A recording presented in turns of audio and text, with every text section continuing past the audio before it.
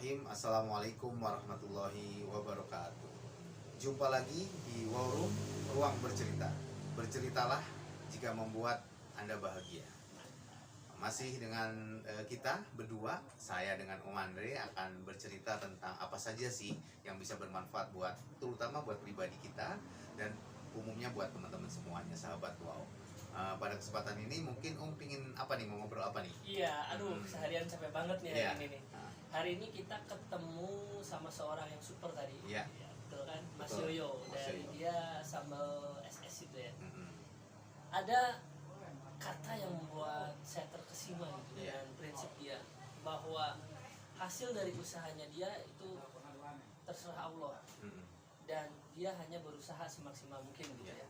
Setidaknya dia kan sebagai pimpinan lah dia Iya, bilang owner bahwa ya. dia owner, dia mentargetkan karyawannya Mm-mm.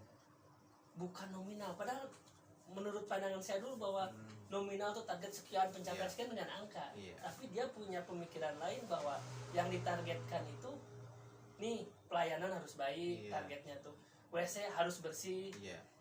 Pokoknya mah standar layanan yang itu, sedangkan target itu dia tidak terlalu ini kan gitu, tidak terlalu dimunculkan. Bisa gitu ya Om? Iya, betul. Maksudnya itu bisa apa lebih bisa menjelaskan lagi yang saya terima gitu tadi? Iya Gimana, sih, Om? sama sih. Itu tadi kita dua sahabat Wow, kita tadi sebenarnya berdua dan teman-teman yang lain juga ikut hadir ketika Pak Yoyo sebagai owner warung SS Indonesia itu sharing tentang kesuksesan dia.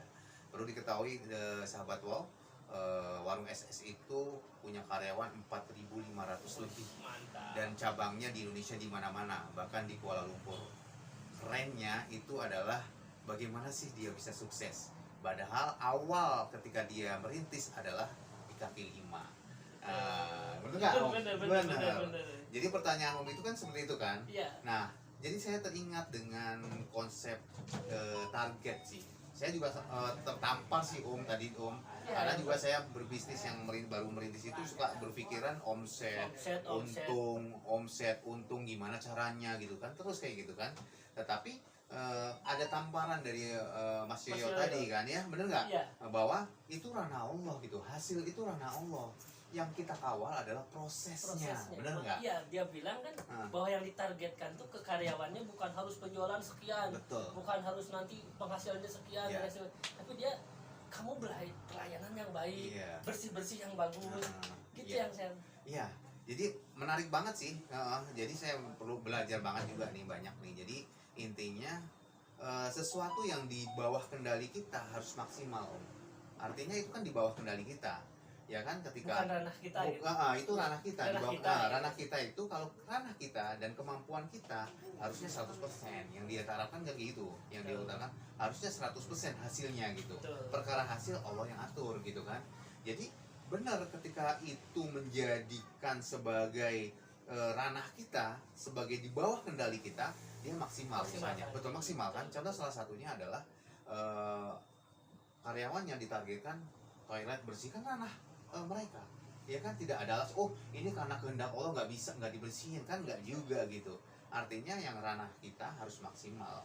Kalau dalam angka, kalau ranah kita harus 100% ya kan, memberi pelayanan terbaik buat Orang nyaman di sana. orang nyaman, Orang ya, ingin balik lagi ke ingin sana. balik lagi. Gitu, Iya saudara. betul, gitu sih yang saya tangkap ya.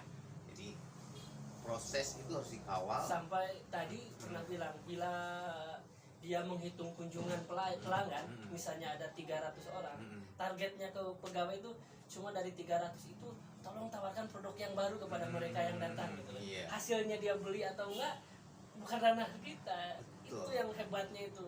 Ketika karyawannya benar melakukan amanatnya itu, bahwa dia menawarkan dengan benar, ya pasti dampaknya ke penjualan ya itu ya. Itu yang hebatnya. Iya, mindset itulah namanya layanan prima Om.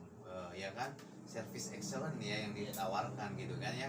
Bagaimana membuat pembeli itu nyaman, bagaimana membuat pembeli itu ngerasa betah di situ. Betul. Ya kan. Betul. Dia bangun ikatan emosionalnya terhadap itu pembeli. yang Nah, ketika pembeli itu sudah merasa nyaman, udah nggak mau ya ke kan? yang lain Betul, gitu nggak ya. mau yang lain sampai gitu. ya orang nggak suka sambal, Hmm. dia nyoba ke sana ketagihan, itu yang bisa Betul. sampai segitunya. mungkin karena pelayanan gitu. Ya, di samping pelayanan, produknya Mantap. produknya yang berkualitas, bener nggak? Karena kan saya tadi dengar itu produk yang berkualitas itu sampai dia bikin detail bagaimana proses yang dibuatnya. Coba dari bahan sambalnya itu detail banget ya kan ya.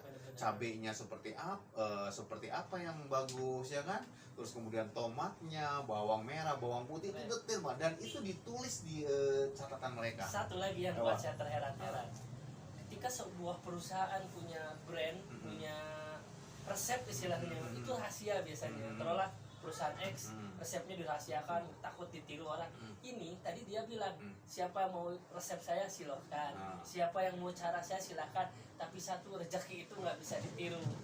Dia bilang itu. Iya. Orang kan, saya misalnya WAU punya produk ayam goreng WAU terkenal, kan rahasia bumbu raciknya itu mungkin orang kan banyak yang nggak mau ini, takut bersaing. Ini enggak, ada yang mau jualan mangga ini bumbunya, ini bahannya, malah dia jual. Itu yang hebatnya itu, karena dia punya prinsip kalau yang lain bisa ditiru, kalau rezeki mah nggak bisa ditiru ya. Itu yang saya keren banget ya Om ya. Keren ya. banget. Siap. Jadi itu mungkin ulasan sementara yang kita dapat dari owner warung SS Mas Indonesia, Yoyo gitu ya. Mas Yoyo ya.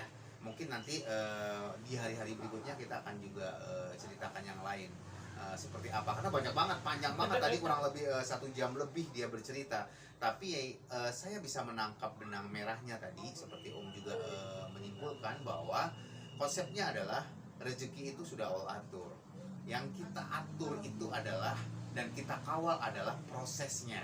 Prosesnya harus maksimal, ya kan? Oleh karena itu, jangan pernah takut memberi resep, jangan pernah takut memberi tips and trick bagaimana berbisnis sukses. Karena semuanya bisa dia tiru, semuanya bisa dia contoh. Yang tidak bisa dicontoh dan tidak bisa ditiru adalah rezeki kita masing-masing. Betul nggak? Oh, satu lagi, ada lagi dia bilang. Silakan. Dan sodakohnya itu dia harus tingkatkan, terus kita berdakwah ngajak orang lain sesuai syariat itu tuh, itu perlu disampaikan ya. Selain bisnis, ngaji, dakwah, gaspol kan Om? Iya.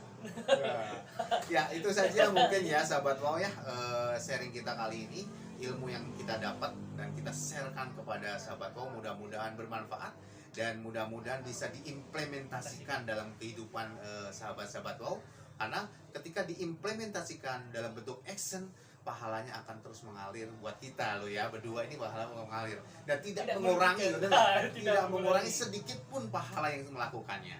Itu saja mungkin dari kita sahabat wow di Wow Room ini. Assalamualaikum warahmatullahi wabarakatuh. Kau bisa patahkan kakiku, tapi tidak mimpi-mimpiku. Kau bisa lumpuhkan tanganku, tapi tidak mimpi-mimpiku. Kau bisa merebut senyumku, tapi sungguh tak akan lama. Kau bisa merobek hatiku, tapi aku tahu obatnya. Manusia-manusia kuat